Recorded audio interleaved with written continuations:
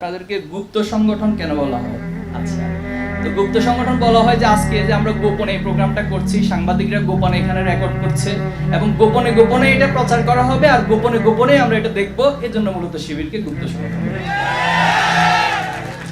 আর কোনো উত্তর তো আমাদের কাছে নাই। যারা আমাদেরকে গুপ্ত বলে, যদি গত 1 বছরের কাজগুলোকে আপনি 2টা স্লাইডে এখানে দেখান যে যারা গুপ্ত বলে তাদের কার্যক্রমের লিস্ট আর যাদেরকে গুপ্ত বলা হয় তাদের কার্যক্রমের লিস্ট, তাহলে আপনি এখানেই উত্তরটা পেয়ে যাবেন। এখন কেন বলে? বলার কারণ হচ্ছে আসলে তারা কোনো কর্মসূচি পায় না। আমাদের সেক্রেটারি জেনারেল মাঝখানে একটা বক্তব্যে বলছিলেন যে আপনারা যদি কর্মসূচি না পান আমাদেরকে বলেন, আমরা আপনাদের কর্মসূচি লিখে দিই, তৈরি করে দিই, ডিজাইন করে দিই, তারপরে অহেতুক কাজ নিয়ে থাকবেন না। ছাত্র দলের একজন ভাই জগন্নাথ বিশ্ববিদ্যালয়ে তিনি একটা হত্যাকাণ্ডের শিকার হয়েছে। আমরা শোক প্রকাশ করছি, দুঃখ প্রকাশ করছি, কিন্তু এটা নিঃসন্দেহে বাংলাদেশে কখনোই কাম্য নয় এই ধরনের হত্যাকাণ্ডগুলো। কিন্তু দেখুন সেটার রিজনটা কি পাওয়া যাচ্ছে এখন যখন উদ্ঘাটন করা হচ্ছে।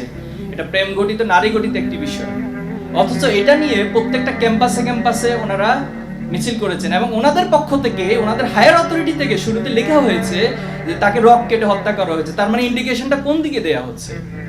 ঢাকা বিশ্ববিদ্যালয়ের একজন শিক্ষার্থী ছাত্রদলের মারা গিয়েছে, কোনো যাচাই বাছাই ছাড়া, কোনো কথা ছাড়া অহেতুকভাবে বলে দেয়া হলো এটা ছাত্র শিবির হত্যা করছে।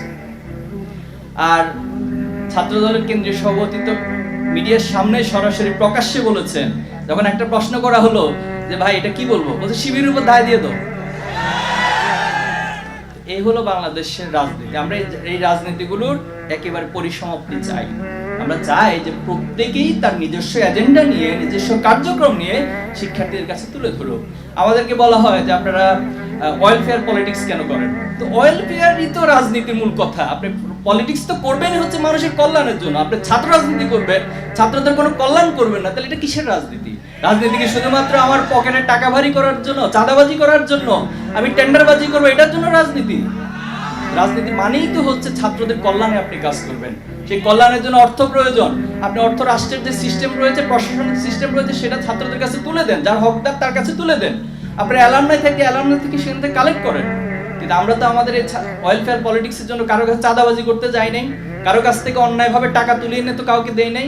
যারা আমাদেরকে আগ্রহ করে ছাত্রদের কল্যাণ করতে চায় আমাদের মাধ্যম দিয়ে, আমরা তো সেই কাজগুলো করে যাচ্ছি। এজন্য যারা আমাদেরকে গুপ্ত বলে, আমরা মুস্কি হাসি ছাড়া আসলে কোনো উত্তর এটার জন্য নেই। বাংলাদেশের প্রেক্ষাপটে একজন মেয়ে রাজনীতিতে যোগ দিলে কতটা নিরাপদ থাকতে পারে? তো আমাদের যেটা কনসেপ্ট, বাংলাদেশে তো টোটাল এখন যেটা রেশিও প্রায় অলমোস্ট 50%, পুরুষ 50%, মহিলা 50%, এবং কিছু কিছু ক্ষেত্রে মেডিকেল এবং ইঞ্জিনিয়ারিং সহ বিশ্ববিদ্যালয়গুলোতে পার্টিকুলারলি দেখা যায় যে মেয়েদের রেশিওটা একটু বেশি, একটু বেড়ে গিয়েছে। এখান থেকে যে ছাত্রীদের বিশাল একটা গোষ্ঠীকে আপনি যদি পলিসি মেকিং এর বাহিরে রাখেন, তাহলে আসলে রাষ্ট্রের পলিসিগুলো যথাযথভাবে হবে না বলে আমরা মনে করি। তো সেই জায়গা থেকে আপনি এই যে দেখুন আমাদের বিশ্ববিদ্যালয় নির্বাচন হয়েছে, এখানে আমাদের প্যানেলে ছাত্রী বোনেরা ছিল, তো তারা তো আলহামদুলিল্লাহ ভালোভাবে সেটাকে পারফর্ম করছে এবং তারা ছাত্রীদের অধিকার নিয়ে কথা বলছে। এবং আমরাও এটাতে বিশ্বাস করি যে ছাত্রদের যেভাবে আলাদা প্ল্যাটফর্ম থাকবে, ছাত্রীদেরও তাদের নিজস্ব পলিসি, নিজস্ব অধিকারের জন্য অথবা তাদের যে দাবি দাওয়াগুলো রয়েছে এটার জন্য তাদেরকেও রাজনীতিতে আসা দরকার। তবে সেটা অবশ্যই বাংলাদেশের যে প্রেক্ষিত, বাংলাদেশের পরিবেশ, সেটাকে যতটুকু আছে আরো ডেভেলপ করার প্রয়োজন বলে আমি পার্সোনালি মনে করি। আপনাদের সংগঠনে গবেষণার জন্য ফান্ডের কোনো ব্যবস্থা আছে কি? আমাদের কিছু লিমিটেশন আছে, ফান্ড আছে, তবে যেমন প্রয়োজন হচ্ছে 100 জনের, আমরা হয়তো 100 জনকে দিতে পারি না, সেখানে হয়তো 5 জন বা সর্বোচ্চ 10 জনকে দিতে পারি। এটা আমাদের লিমিটেশন, আমরা স্বীকার করে নিচ্ছি।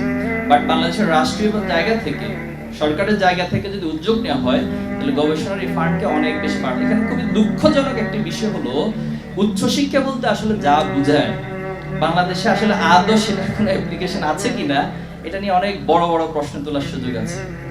আমাদের টোটাল এডুকেশন সিস্টেমটা হচ্ছে একটা সার্টিফিকেট ওরিয়েন্টেড, এটা প্রসেস ওরিয়েন্টেড, অর্থাৎ আপনি একটা সিস্টেম এবং প্রসেসের মধ্য দিয়ে গেলেই আপনি একটা সার্টিফিকেট এবং খুব হাই সিজিপি পেয়ে যাবেন। এখানে আপনি কি শিখছেন, কি গবেষণা করছেন, এটা খুব বেশি ম্যান্ডেটরি বিষয় না। এটা আমাদের জাতি হিসেবে দুর্ভাগ্য। আমরা আশা করছি বিগত সময়ে যারা এখানে ক্ষমতা ছিল, তারা আমাদের শিক্ষা ব্যবস্থাকে অনেকটা মানে গোলামী তন্ত্রের মধ্য দিয়েই নিয়ে গিয়েছে। তারা জানে যে এখানে যদি মানুষ অনেক বেশি ইনোভেটিভ হয়ে যায়, তারা যদি অনেক বেশি চিন্তাশীল হয়ে যায়, তাহলে আসলে তাদের ক্ষমতা টিকে থাকবে না। এই জন্য আমাদেরকে সবসময় এমন একটা প্রসেসের মধ্যে দিয়ে নিয়ে গিয়েছে, খুব ভালো ভালো রেজাল্ট, খুব ভালো ভালো সার্টিফিকেট, বাট আমাদের ভিতরে চিন্তাশীলতা ছিল না। আমরা প্রত্যাশা করব সরকারের জায়গা থেকে সরকার এই গবেষণা খাতে বরাদ্দ বাড়াবে, এবং আমরাও এই জায়গা থেকে আরো কিভাবে প্রমোট করা যায়, অ্যালামনাইদের কিভাবে কানেক্ট করা যায়, অথবা বাংলাদেশের বাইরে যারা এই গবেষণা খাতে ইনভেস্ট করতে চায় অথবা যারা ডোনেশন করতে চায়, আমরা তাদেরকে উৎসাহিত করব ইনশাআল্লাহ।